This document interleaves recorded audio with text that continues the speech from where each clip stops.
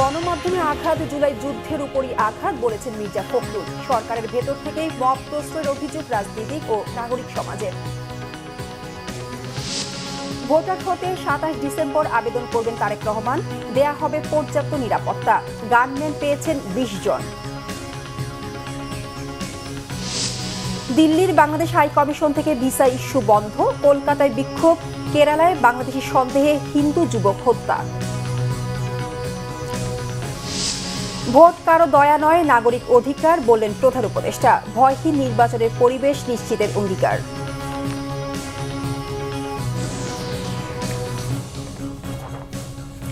দেখছিলেন crown cement সংবাদ শিরোনাম, এবার বিস্তারিত। গণমাধ্যমে হামলাকে গণতন্ত্রের উপর হামলা বলেছেন বিএনপি মহাসচিব মির্জা ফখরুল ইসলাম আলমগীর। মব সন্ত্রাসকে সরকারের একটি অংশ প্রশ্রয় দিচ্ছে, একটি বিশেষ রাজনৈতিক মহল যোগাচ্ছে সমর্থন, এমন অভিযোগ রাজনীতিবিদদের। নাগরিক সমাজ বলছে জননিরাপত্তায় ব্যর্থ হয়েছে ইউনূস সরকার। রিপোর্ট নাবিল জাহাঙ্গীরের। দেশের চলমান মব ভায়োলেন্স ও গণমাধ্যমের ওপর হামলার প্রতিবাদে সোমবার নাগরিক সমাজ, মানবাধিকার কর্মী, সাংবাদিক সমাজ ও রাজনীতিবিদদের সাথে যৌথ প্রতিবাদ সভা করে সম্পাদক পরিষদ ও সংবাদপত্র মালিকদের সংগঠন নোয়াব। এ সময় দেশের গণতান্ত্রিক উত্তরণে গণমাধ্যমের গুরুত্ব তুলে ধরে গণমাধ্যমের উপর হামলার তীব্র নিন্দা জানান সাংবাদিকরা। ২৬-২৭ জন ছাদে আটকে ছিল এবং ফায়ার ব্রিগেডকে আসতে দেওয়া হয় নাই। এটার মানে কি? They didn't only want to burn the building, they wanted to murder. তার বিরুদ্ধে যদি মাথা উঁচু করে না দাঁড়ায়, শুধুমাত্র সংগঠনগুলি ধ্বংস হবে তা নয়, গোটা সমাজ ব্যবস্থা, সমাজের উন্নতির সমস্ত সম্ভাবনা রুদ্ধ হবে বলে আমরা বিশ্বাস করি। হামলার এই ঘটনাকে দেশের গণতন্ত্র এবং জুলাইয়ের চেতনার উপর হামলা বলে মন্তব্য করেন বিএনপির মহাসচিব মির্জা ফখরুল ইসলাম আলমগীর। আজকে ডেইলি স্টার নয়, প্রথম আলো নয়, আজকে গণতন্ত্রের উপর আঘাত এসেছে। আমার স্বাধীনভাবে চিন্তা করার যে অধিকার, আমার কথা বলার যে অধিকার, তারপর আবার আঘাত এসেছে। জুলাই যুদ্ধের উপর আঘাত এসেছে। আমরা যারা আমাদের বাংলাদেশকে সত্যিকার অর্থেই একটা স্বাধীন, সার্বভৌম, গণতান্ত্রিক বাংলাদেশ হিসেবে দেখতে চাই, তাদেরকে আজকে শুধু সচেতন হলে চলবে না, রুখে দাঁড়াতে হবে। ওসমান হাদি হত্যা, গণমাধ্যমে আগুন, লক্ষ্মীপুরে আগুনে পুড়িয়ে শিশু হত্যা ও ময়মনসিংহে ধর্মীয় উস্কানিতে গাছে ঝুলিয়ে হত্যার ঘটনাকে এক সূত্রে বাঁধা এবং সরকার ও রাজনৈতিক দলের মদতপুষ্ট বলে মন্তব্য করেন রাজনীতিবিদ ও দেশের বিশিষ্ট নাগরিকরা। এই যে বাংলাদেশের মানুষ জাতীয় নিরাপত্তার ঝুঁকির সম্মুখীন, এটি নিয়ে কি এই কর্তৃপক্ষ কোনো আলোচনা করেছেন? তাদের মধ্যে কোনো সমন্বয় আছে? সরকারের ভিতরের একটা অংশের এখানে সংশ্লিষ্টতা রয়েছে। সমাজে এটার পক্ষে সম্মতি তৈরি করা হয়েছিল অনেক দিন ধরেই এবং এটার সাথে রাজনৈতিক ব্যাকআপও আছে। আয়েশা আক্তার, সে ছোট্ট ৬০ বছরের মেয়েটি, তাকে পুড়িয়ে মেরে ফেলা হলো। ময়মনসিংহে দীপুচন্দ্র দাস, তাকে পুড়িয়ে মেরে ফেলা হলো। আমরা কি বানাচ্ছি বাংলাদেশে? কেন বানাচ্ছি? ২০০-৫০০ লোক নিয়ে তারা যা তাণ্ডব ঘটিয়ে যেতে পারছে, এটা ঘটতে পারছে কেননা রাজনৈতিক দলের অনৈক্যই আমাদের মধ্যে এই জায়গা তৈরি করছে। উপর, সংবাদপত্রের উপর, মিডিয়ার উপর, এমনকি গুরুত্বপূর্ণ খুবই সিনিয়র সম্পাদকদের উপর হামলা হয়েছে। এই ধারাবাহিকতায় এসে এটা ফুল স্টপ হবে, এটা আমরা আশা করি। পরে মব ভায়োলেন্সে জড়িতদের বিচারের দাবিতে হোটেল সোনারগাঁয়ের সামনের রাস্তায় মানববন্ধনে সাংবাদিক, রাজনীতিবিদদের সাথে যোগ দেয় বিভিন্ন শ্রেণী পেশার মানুষ। নাবিল জাহাঙ্গীর, বাংলাভিশন, ঢাকা। শহীদ প্রেসিডেন্ট জিয়াউর রহমানের সমাধিতে সোমবার শ্রদ্ধা জানিয়েছে বাংলাদেশ জাতীয়তাবাদী মুক্তিযুদ্ধের প্রজন্মের নবগঠিত কমিটি। সংগঠনটির আহ্বায়ক কমিটিতে ১ নম্বর সদস্য বিএনপির ভারপ্রাপ্ত চেয়ারম্যান তারেক রহমান। জিয়ার বাজারে শ্রদ্ধা শেষে বিএনপির সিনিয়র যুগ্ম মহাসচিব রুহুল কবির রিজভী বলেন, মবকৃষ্টি বন্ধ করতে না পারলে জুলাই শহীদদের রক্ত বৃথা যাবে। নিয়াজ মাকতুমের রিপোর্ট। সকাল ১১টা থেকেই বাংলাদেশ জাতীয়তাবাদী মুক্তিযুদ্ধের প্রজন্মের নেতাকর্মীরা জড়ো হতে থাকেন বিএনপির প্রতিষ্ঠাতা শহীদ প্রেসিডেন্ট জিয়াউর রহমানের সমাধির কাছে। দুপুর 12টার দিকে সমাধিতে শ্রদ্ধা জানান বিএনপির সিনিয়র যুগ্ম মহাসচিব রুহুল কবির রিজভী ও মুক্তিযুদ্ধের প্রজন্মের নবগঠিত কমিটির আহ্বায়ক, ঢাকা 6 আসনের বিএনপির প্রার্থী ইঞ্জিনিয়ার ইশরাক হোসেন, সদস্য সচিব কামরুজ্জামান নান্নু সহ নেতাকর্মীরা। এ সময় প্রধান অতিথির বক্তব্যে মবক্রেসির সমালোচনা করেন রিজভী। কথা বলেন আসন্ন জাতীয় সংসদ নির্বাচন নিয়েও। এই যে দলবদ্ধভাবে আক্রমণ, এই যে মব, এই যে উচ্ছৃঙ্খল জনতা, তারা নানা ইস্যুতে নানা ইয়েতে তারা আক্রমণ করছে, প্রতিষ্ঠান ভাঙছে, একের পর এক যে সমস্ত কর্মগুলো হচ্ছে এইটা গণতন্ত্রের বিরোধী কর্মকাণ্ড। মবক্রেসি বন্ধ করতে হবে, বন্ধ করে মানুষের মধ্যে শান্তি, সুস্থি এবং ফেব্রুয়ারিতে অবাধ সুষ্ঠু নির্বাচন, ইনক্লুসিভ নির্বাচন, এই নির্বাচনের পরিবেশ নিশ্চিত করতে হবে। ৭১কে হেয় না করার আহ্বান জানান ইশরাক হোসেন। গত ৫৪ বছরেও দেখি নাই যে মুক্তিযুদ্ধকে হেয় প্রতিপন্ন করে, একেবারে পাবলিকলি যেভাবে হেয় প্রতিপন্ন করে এবং সম্পূর্ণ মিথ্যা বিভ্রান্তিকর তথ্য দিয়ে বিতর্কিত করার চেষ্টা করা হচ্ছে। শুধু কেবলমাত্র ৭১-এ একটি দলের যে ভূমিকা ছিল সেই ভূমিকাটিকে আড়াল করার জন্য এটি অত্যন্ত নিন্দনীয়। আমরা শুরু থেকেই বলে আসছি যে হাসিনার দোসরদেরকে নিয়ে এই বর্তমান সরকার তারা সংসার করে আসছে। অভিজ্ঞ রাজনীতিবিদরা বারে বারে বলেছেন প্রশাসনের সংস্কার দরকার। গেল ২৪ নভেম্বর বাংলাদেশ জাতীয়তাবাদী মুক্তিযোদ্ধা দল কর্তৃক জাতীয়তাবাদী মুক্তিযুদ্ধের প্রজন্ম এর ১৫১ সদস্যের কমিটির মধ্যে ১০১ জনের নাম ঘোষণা করা হয়। ঘোষিত আহ্বায়ক কমিটিতে মুক্তিযোদ্ধার সন্তান হিসেবে ১ নম্বর সদস্য রাখা হয় বিএনপির ভারপ্রাপ্ত চেয়ারম্যান তারেক রহমানকে। নিয়াজ মাখদুম, বাংলা ভিশন, ঢাকা। ভোটার হতে আগামী ২৭ ডিসেম্বর আবেদন করবেন বিএনপির ভারপ্রাপ্ত চেয়ারম্যান তারেক রহমান। বিষয়টি নিশ্চিত করেছেন দলের স্থায়ী কমিটির সদস্য সালাউদ্দিন আহমদ।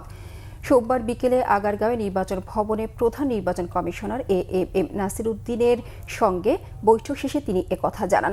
সালাউদ্দিন আহমেদ বলেন, মনোনয়নপত্রের সঙ্গে সংশ্লিষ্ট কয়েকটি বিষয় নিয়ে সিইসির সঙ্গে আলোচনা হয়েছে। আরপিওতে বিধি না থাকা সত্ত্বেও তারেক রহমানের জামিনে মুক্ত হওয়ার সার্টিফাইড কপি দেওয়ার কথা বলেছে কমিশন। সেই বিষয়ে বিস্তারিত জানতে চেয়েছে বিএনপি। তবে মনোনয়নপত্রের সাথে জামিনের সার্টিফাইড কপি যাতে দেয়া না লাগে সেই বিষয়ে কমিশনকে জানিয়েছেন তারা। আইন শৃঙ্খলা পরিস্থিতি নিয়ে এক প্রশ্নের জবাবে সালাউদ্দিন আহমেদ বলেন, নির্বাচনে সুষ্ঠু পরিবেশ চায় বিএনপি। আইন শৃঙ্খলা পরিস্থিতি ক্রমেই উন্নতি হবে বলেও আশা বিএনপির এই সিনিয়র নেতার। ২৫ তারিখ হচ্ছে বৃহস্পতিবার, শুক্রবার হচ্ছে ২৬ তারিখ, শনিবার ২৭ তারিখ নির্বাচনকালীন এই সময়ে নির্বাচন কমিশনের অফিস সব খোলা থাকে। সেই দিনই এই ভোটার হওয়া, আইডি কার্ড বা ভোটার আইডি বা ন্যাশনাল আইডি হওয়া সংক্রান্ত যা কিছু আছে তিনি এই ২৭ তারিখে করবেন। নির্বাচনী পরিবেশ সুষ্ঠু থাকুক কামনা করি, আশা করি। সরকারকে আমরা আহ্বান জানিয়েছি এবং জনগণও চায় এবার উৎসবমুখর পরিবেশে স্বাধীনভাবে মুক্তভাবে ভোট দিবেন। তো সুতরাং আশা করি আইন শৃঙ্খলা পরিস্থিতির ক্রম উন্নতি হবে। বিএনপির স্থায়ী কমিটির সদস্য মির্জা আব্বাস বলেছেন, দলের ভারপ্রাপ্ত চেয়ারম্যান তারেক রহমানের আগমনকে ঘিরে সরকারের তরফ থেকে সব ধরনের সহযোগিতা পাচ্ছেন তারা। সোমবার বিকেলে ৩০০ ফিট এলাকায় সার্বিক প্রস্তুতি পরিদর্শনে গিয়ে একথা বলেন তিনি। বলেন, দলের কোনো নেতাকর্মীকে আহ্বান না করলেও লাখো মানুষ স্বতঃস্ফূর্তভাবে সেখানে যাবে। আর দিনটিকে ঐতিহাসিক ও স্মরণীয় করে রাখতে চান নেতারা। মোহাম্মদ সেলিমের তোলা ছবিতে আরও জানাচ্ছেন শুভ মাহফুজ। এত আয়োজন আর এত সব প্রস্তুতি বিএনপির ভারপ্রাপ্ত চেয়ারম্যান তারেক রহমানের স্বদেশ প্রত্যাবর্তনকে ঘিরে। ২৫ ডিসেম্বর দেশে পৌঁছে প্রথমেই তিনি যাবেন মাকে দেখতে রাজধানীর এভারকেয়ার হাসপাতালে। এরপর বিকালে এই ৩০০ ফিট এলাকায় একটি সংক্ষিপ্ত সমাবেশে অংশ নেয়ার কথা রয়েছে তারেক রহমানের। এখানেই দেয়া হবে দলমত নির্বিশেষে সংবর্ধনা, তারই প্রস্তুতি চলছে। সোমবার বিকেলে ৩০০ ফিট সড়কে এই মঞ্চ পরিদর্শনে আসেন বিএনপির বিভিন্ন পর্যায়ের নেতাকর্মীরা। জানান, তারেক রহমানের স্বদেশ প্রত্যাবর্তনের দিনটিকে ঐতিহাসিক রূপ দিতে চান তারা। গত ১৭ বছর উনি বাংলাদেশের জন্য যে কষ্ট করেছেন, বাংলাদেশের মানুষের জন্য যে ত্যাগ স্বীকার করেছেন, সেটাকে মনে রেখে তার প্রতিদান মানুষ ২৫ তারিখ থেকে দেওয়া শুরু করবে। সেই জন্য আমি বলছি যে ইনশাল্লাহ উনি এয়ারপোর্টে নামার পরপরই বাংলাদেশের মানুষের যে বিস্ফোরণ হবে, সেটা এই পুঞ্জীভূত ভালোবাসা, পুঞ্জীভূত শ্রদ্ধা, সেটা একটা রিফ্লেকশন হবে ২৫ তারিখে। যার নেতৃত্বে বাংলাদেশ জাতীয়তাবাদী দল বিএনপি এবং এদেশের সাধারণ মানুষ ঐক্যবদ্ধভাবে ওই স্বৈরাচার শেখ হাসিনার বিরুদ্ধে আন্দোলন করেছে, সংগ্রাম করেছে, সেই মানুষ, সেই দেশবাসীর প্রতি তিনি কৃতজ্ঞতা এবং ধন্যবাদ জ্ঞাপন করবেন এবং সেই প্রতিমধ্যে তিনি বাংলাদেশের মানুষের কাছে তার ধন্যবাদ এবং কৃতজ্ঞতার মাধ্যমে তিনি সংক্ষিপ্ত বক্তব্য রাখবেন। আমাদের প্রস্তুতি সম্পন্ন সকল বিষয়ে। আমরা যেই বিষয়গুলি যখন সামনে আসছে ছোটোখাটো বিষয়, এগুলি নিয়ে আমরা আলোচনার মাধ্যমে সিদ্ধান্ত দিচ্ছি। ব্যাপক লোকজন আসবে, লক্ষ লক্ষ মানুষের সমাগম হবে ইনশাল্লাহ। সেটা আমরা যাতে সুশৃঙ্খলভাবে থাকে মানুষ, সেটা আমরা মহানগর বিএনপি সহ আমরা যারা নেতৃবৃন্দ আছি ইনশাল্লাহ আমরা সেটা কন্ট্রোল করতে পারবো। এ সময় বিএনপির স্থায়ী কমিটির সদস্য মির্জা আব্বাস জানান, পুরো জাতি একটা শঙ্কার মধ্যে থাকলেও তারেক রহমানের আগমনকে ঘিরে সরকারের তরফ থেকে সব ধরনের সহযোগিতা পাচ্ছে বিএনপি। লাখো মানুষের সমাগমের পরিকল্পনা আমরা করি নাই, যদি লাখো মানুষ সমাবেত হয়ে যায় সেটা তো আমাদের কিছু করার নেই, তাই না? এখন অ্যাক্টিং চেয়ারম্যান আসবে, দেশে মানুষের একটা জাগরণ তো আছে, সেই জাগরণের প্রতিফলন এখানে ঘটবে এটা আমরা আশা করি। কিন্তু এটার জন্য যে আমাদের খুব একটা মানে ওই যে মানুষ আনার পরিকল্পনা, সেমন কোনো পরিকল্পনা আমাদের নাই, তবে আমরা আশা করছি যে এখানে মানুষের সমাগম ঘটবে। মির্জা আব্বাস বলেন, দেশে এসে রাজনীতির মোড় ঘুরিয়ে দেবেন তারেক রহমান, তাকে দেখতে লাখো মানুষ স্বতঃস্ফূর্তভাবে অংশ নেবে। শুভ মাহফুজ, বাংলা ভিশন, ঢাকা। ঢাকা ৬ আসনের বিএনপি মনোনীত প্রার্থী ইশরাক হোসেন বলেছেন, শহীদদের রক্তের বিনিময়ে অর্জিত স্বাধীন বাংলাদেশে গণতন্ত্র পুনঃপ্রতিষ্ঠার লড়াই এখনও শেষ হয়নি। বিএনপির ভারপ্রাপ্ত চেয়ারম্যান তারেক রহমানের নেতৃত্বে এই লড়াই চলমান থাকবে। সোমবার রাজধানী সূত্রাপুর থানার ৪৩ নং ওয়ার্ডে আয়োজিত অনুষ্ঠানে একথা বলেন তিনি। ইশরাক হোসেন আরও বলেন, গত ১৭ বছরে আওয়ামী লীগ সরকারের শাসনামলে দেশে ভয়াবহ দমন পীড়ন, গুম, খুন ও মানবাধিকার লঙ্ঘনের ঘটনা ঘটেছে। স্বৈরাচার শেখ হাসিনা এখন বিদেশের মাটিতে বসে বাংলাদেশে অস্থিতিশীলতা সৃষ্টির ষড়যন্ত্র চালিয়ে যাচ্ছে। ২০১৪, ২০১৮ ও সর্বশেষ নির্বাচনে ভোটাধিকার হরণ করে জনগণের মতামতকে উপেক্ষা করা হয়েছে। আগামী ২৫ ডিসেম্বর তারেক রহমানের বাংলাদেশ প্রত্যাবর্তনকে গণতন্ত্র পুনরুদ্ধারের ক্ষেত্রে একটি গুরুত্বপূর্ণ অধ্যায় হিসেবে উল্লেখ করেন ঢাকা ৬ আসনের বিএনপি মনোনীত প্রার্থী ইশরাক হোসেন। গণতান্ত্রিক আন্দোলনের যে লড়াই, গণতন্ত্র পুনঃপ্রতিষ্ঠার যে লড়াই, সেই লড়াইয়ের একটা বিশাল ধাপ আমরা অতিক্রম করেছি, তবে ষড়যন্ত্র এখনো শেষ হয়ে যায় নাই। আপনারা নিশ্চয় সকলেই জানেন যে গণহত্যায় ফাঁসির দণ্ডপ্রাপ্ত খুনি হাসিনা ইন্ডিয়াতে বসে থেকে সেখানে রীতিমতো তার এখানকার যে খুনি সন্ত্রাসীরা রয়েছে বাংলাদেশের লুকায়িত বিভিন্ন জায়গায়, তাদেরকে এই যে জুলাই অভ্যুত্থানের ছাত্রদেরকে হত্যা করার সরাসরি নির্দেশ দিচ্ছে। এবং এই অডিওগুলো যে শেখ হাসিনারই, সেটাও জাতিসংঘ কর্তৃক প্রমাণিত হয়েছে। বিএনপির ভারপ্রাপ্ত চেয়ারম্যান তারেক রহমানকে পর্যাপ্ত নিরাপত্তা দেওয়া হবে এবং তার দেশে আসা উপলক্ষে নিরাপত্তা জোরদার করা হয়েছে বলে জানিয়েছেন স্বরাষ্ট্র উপদেষ্টা অবসরপ্রাপ্ত লেফটেন্যান্ট জেনারেল জাহাঙ্গীর আলম চৌধুরী। নিরাপত্তার ঝুঁকিতে থাকা ২০ জনকে গানম্যান দেওয়া হয়েছে বলে জানান তিনি। সোমবার সচিবালয়ে সাংবাদিকদের স্বরাষ্ট্র উপদেষ্টা জানান, শরীফ ওসমান হাদি হত্যাকাণ্ড তদন্তের বিষয়ে বেশ অগ্রগতি হয়েছে। খুনিদের গ্রেফতারের সর্বোচ্চ চেষ্টা চলছে। হাদি হত্যার বিচারে সর্বোচ্চ গুরুত্ব দেওয়া হচ্ছে। ১০ জনকে গ্রেফতার করা হয়েছে। খুনিদের ছাড় দেয়া হবে না। হাদির হত্যাকারীরা বৈধ পথে ভারতে যায়নি, তাই সেই দেশে গেছে কিনা জানা যায়নি বলে জানান স্বরাষ্ট্র উপদেষ্টা জাহাঙ্গীর আলম চৌধুরী। প্রথম আলো ও ডেইলি স্টারে হামলা ও অগ্নিসংযোগের ঘটনায় ১৭ জনকে গ্রেফতার করা হয়েছে বলেও জানান তিনি। ডেইলি স্টার পত্রিকা অফিসে হামলার ঘটনায় ডিএমপি এই পর্যন্ত ১৭ জনকে গ্রেপ্তার করেছে। পত্রিকার ২টি সম্পাদকের নিরাপত্তার জন্য গানম্যান দেওয়া হয়েছে এবং তাদের বাসায়ও নিরাপত্তা বৃদ্ধি করা হয়েছে। ময়মনসিংহের পোশাক শ্রমিককে পিটিয়ে ও পুড়িয়ে হত্যার ঘটনায় ১০ জনকে গ্রেপ্তার করা হয়েছে। আগামী ২৫শে ডিসেম্বর ২০২৫ তারিখে বিএনপি ভারপ্রাপ্ত চেয়ারম্যান তারেক রহমান দেশে আগমন উপলক্ষেও সর্বোচ্চ নিরাপত্তা ব্যবস্থা গ্রহণ করা হয়েছে। অনাকাঙ্ক্ষিত পরিস্থিতিতে দিল্লিতে বাংলাদেশের হাই কমিশন থেকে সব ধরনের কনসুলার সেবা ও ভিসা দেওয়া স্থগিত করা হয়েছে। পরবর্তী ঘোষণা না দেওয়া পর্যন্ত এসব সেবা বন্ধ থাকবে। পররাষ্ট্র মন্ত্রণালয় ও দিল্লিতে বাংলাদেশ হাই কমিশনের একাধিক কর্মকর্তা বিষয়টি নিশ্চিত করেছেন। গত শনিবার রাতে দিল্লিতে বাংলাদেশ হাই কমিশনের সামনে বিক্ষোভ করে চরমপন্থী সংগঠন অখণ্ড হিন্দু রাষ্ট্র সেনার ২০ থেকে ২৫ জনের একটি দল।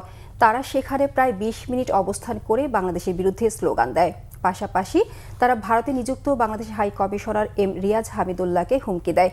এই ঘটনা নিয়ে রবিবার বিকেলে ঢাকায় পররাষ্ট্র মন্ত্রণালয়ে সাংবাদিকদের প্রশ্নের জবাবে পররাষ্ট্র উপদেষ্টা মোহাম্মদ তৌহিদ হোসেন বলেছিলেন, দিল্লিতে কূটনৈতিক এলাকার ভেতরে বাংলাদেশ মিশনের অবস্থান খুবই নিরাপদ স্থানে। সেখানে হিন্দু চরমপন্থীরা ওই এলাকার মধ্যে আসতে পারবে কেন? তাহলে তাদের আসতে দেওয়া হয়েছে এমন ঘটনা প্রত্যাশিত নয়। এই ঘটনার পর থেকে দিল্লিতে হাই কমিশনারের পরিবার ঝুঁকি বোধ করছে এবং হুমকি অনুভব করছে বলেও জানান তৌহিদ হোসেন। বাংলাদেশে সংখ্যালঘু নির্যাতনের অভিযোগ তুলে সোমবার কলকাতায় পার্ক সার্কাসে বাংলাদেশ ডেপুটি হাই কমিশনের সামনে বিক্ষোভ করেছে কংগ্রেসের নেতাকর্মীরা। অন্যদিকে ভারতের কেরালায় বাংলাদেশি সন্দেহে পিটিয়ে মারা হয়েছে এক হিন্দু যুবককে। নিহত শ্রমিকের নাম রাম নারায়ণ। ছত্তিশগড়ের শক্তি জেলার ৩১ বছর বয়সী ওই যুবক কাজের সন্ধানে কেরালার পালাক্কারে গিয়েছিলেন। ৮ ও ১০ বছর বয়সী দুটি ছেলে রয়েছে তার।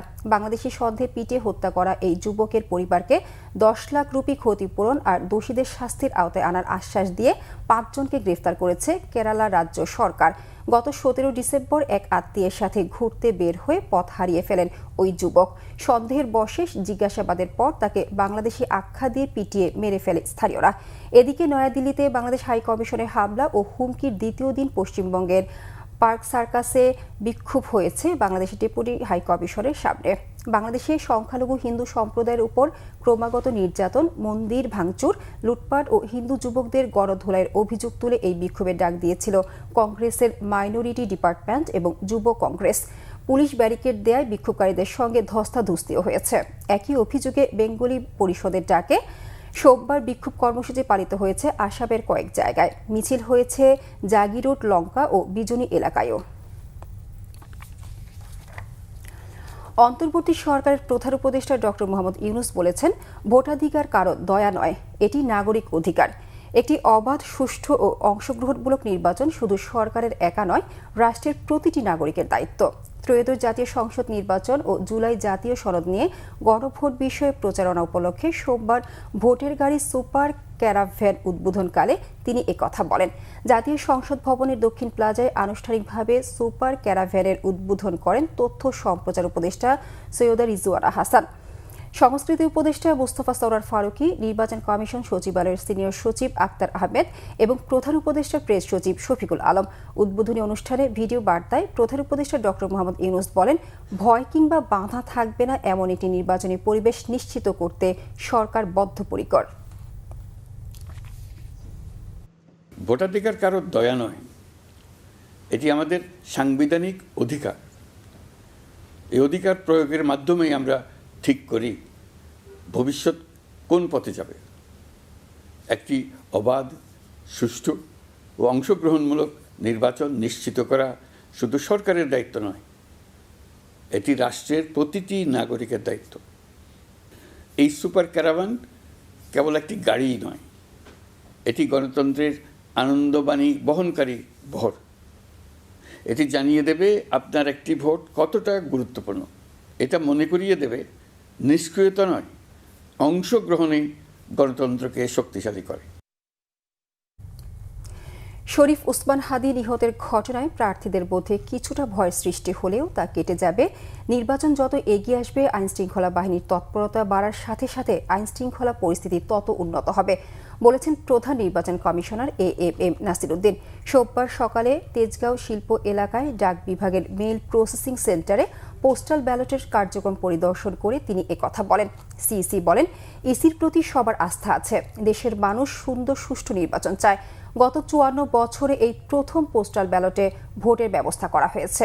ডাক বিভাগের সহযোগিতায় যারা দেশের বাইরে আছেন, যারা ভোটের কাজে ব্যস্ত থাকবেন এবং যারা কারাগারে থাকবে, তাদের ভোটের ব্যবস্থা করা হয়েছে। প্রায় ৬.৫ লাখ মানুষ পোস্টাল ব্যালটে ভোটের জন্য রেজিস্ট্রেশন করেছেন। প্রবাসী ভোটারদের জন্য রেজিস্ট্রেশনের আর ৩ দিন সময় আছে বলে জানান প্রধান নির্বাচন কমিশনার। জাতীয় নির্বাচনের আগে ওসমান হাদীর বিচার নিশ্চিত করতে হবে। এর আগে কোনো নির্বাচন হবে না বলে অন্তর্বর্তী সরকারকে হুঁশিয়ার করে দিয়েছেন ইনকিলাব মঞ্চের সদস্য সচিব আব্দুল্লাহ আল জাবের। তিনি বলেন, ওসমান হাদীর হত্যাকারী কারা সেটা না জানিয়ে তড়িঘড়ি করে নির্বাচন দিয়ে চলে যাওয়া যাবে না। সোমবার দুপুরে রাজধানীর শাহবাগে সংবাদ সম্মেলনে তিনি একথা বলেন। এ সময় সংবাদ সম্মেলনে আরও জানানো হয়, দ্রুত বিচারিক ট্রাইব্যুনাল গঠন করে হাদি হত্যার বিচার করতে হবে। হত্যাকারীদের ধরতে প্রয়োজনে FBI এর সহযোগিতা নেবার আহ্বানও জানানো হয়। অভিযোগ করা হয়, খুনিরা কোথায় আছে সেই বিষয়ে সরকারের কাছে কোনো তথ্য নেই। এ নিয়ে বিভ্রান্তি তৈরি করা হচ্ছে। স্বরাষ্ট্র উপদেষ্টাকে পদত্যাগের আগে হাদি হত্যাকাণ্ডের বিচার নিশ্চিত করতে হবে বলেও মন্তব্য করেন নেতারা। ঢাকা ৬ আসনের বিএনপি মনোনীত প্রার্থী ইশরাক হোসেন বলেছেন, ধুলাইখাল এলাকায় দীর্ঘদিন ধরে গড়ে ওঠা অবৈধ ট্রাক স্ট্যান্ড এলাকাবাসীর জন্য চরম দুর্ভোগের কারণ হয়ে দাঁড়িয়েছে। নির্বাচিত হলে এই সমস্যা সমাধানে তিনি ব্যক্তিগতভাবে সংশ্লিষ্ট সব জায়গায় গিয়ে প্রয়োজনীয় পদক্ষেপ নেবেন। সোমবার রাজধানীতে ওয়ারিতে আয়োজিত অনুষ্ঠানে তিনি এই আশ্বাস দেন। ইশরাক হোসেন বলেন, ধুলাইখাল একটি গুরুত্বপূর্ণ ও প্রশস্ত সড়ক হওয়া সত্ত্বেও বছরের পর বছর দুই পাশ দখল করে বাস স্ট্যান্ড বাড়িয়ে রাখা হয়েছে।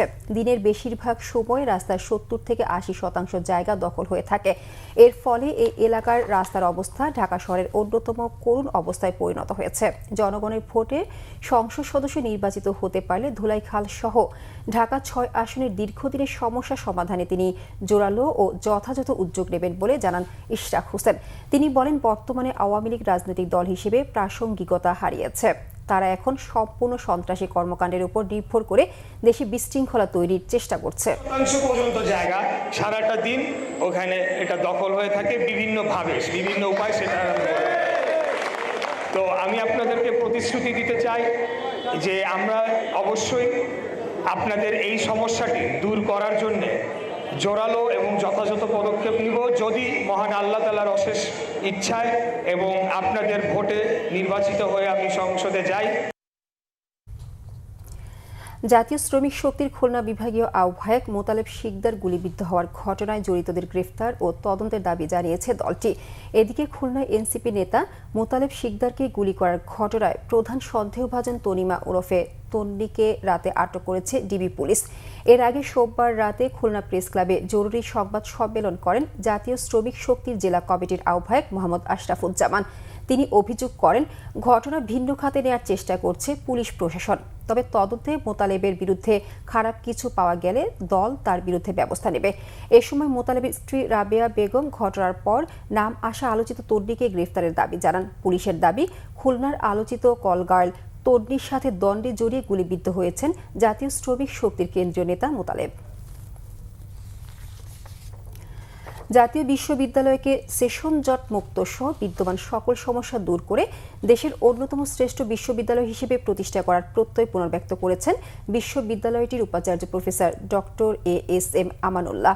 ঢাকা কমার্স কলেজের 34তম বার্ষিক অভ্যন্তরীণ ক্রীড়া ও সাংস্কৃতিক প্রতিযোগিতার পুরস্কার বিতরণী অনুষ্ঠানে এসব কথা বলেন তিনি। অনুষ্ঠানের শুরুতে তিনি জুলাই গণ অভ্যুত্থান ও আধিপত্যবাদী লড়াইয়ে শাহাদাত বরণকারী শরীফ উসমান হাদি স্মরণে স্থাপিত তারুণ্যের বিজয় প্রদর্শনী 2025 শীর্ষক দেয়ালিকা ও আলোকচিত্র প্রদর্শনীর উদ্বোধন করেন। অনুষ্ঠানে বিশেষ অতিথি ছিলেন professor doctor Mashfiqus Salehin. College governing বডির সভাপতি বিজন কান্তি সরকারের সভাপতিত্বে এ সময় উপস্থিত ছিলেন ভারপ্রাপ্ত অধ্যক্ষ প্রফেসর ডক্টর কাজী ফয়েজ আহমদ এবং উপাধ্যক্ষ প্রফেসর আবু নাইম মোহাম্মদ মুজাম্মেল হোসেন। অনুষ্ঠানে কলেজটির প্রতিষ্ঠাতা প্রফেসর কাজী মোহাম্মদ নুরুল ইসলাম ফারুকীকে ইমেরিটাস অধ্যাপক হিসেবে সম্মাননা পত্র তুলে দেওয়া হয়। সংবাদ শেষ করব ক্রাউন সিমেন্ট শিরোনামগুলো আরেকবার জানিয়ে। গণমাধ্যমে আঘাত, জুলাই যুদ্ধের উপরই আঘাত বলেছেন মির্জা ফখরুল। সরকারের ভেতর থেকে মব প্রশ্রয়ের অভিযোগ রাজনীতিক ও নাগরিক সমাজের। ভোটার হতে 27 ডিসেম্বর আবেদন করবেন তারেক রহমান, দেয়া হবে পর্যাপ্ত নিরাপত্তা। গানম্যান পেয়েছেন 20 জন। দিল্লির বাংলাদেশ হাই কমিশন থেকে ভিসা ইস্যু বন্ধ, কলকাতায় বিক্ষোভ। কেরালায় বাংলাদেশি সন্দেহে হিন্দু যুবক হত্যা। ভোট কারো দয়া নয়, নাগরিক অধিকার বলেন প্রধান উপদেষ্টা। ভয়হীন নির্বাচনের পরিবেশ নিশ্চিতের অঙ্গীকার।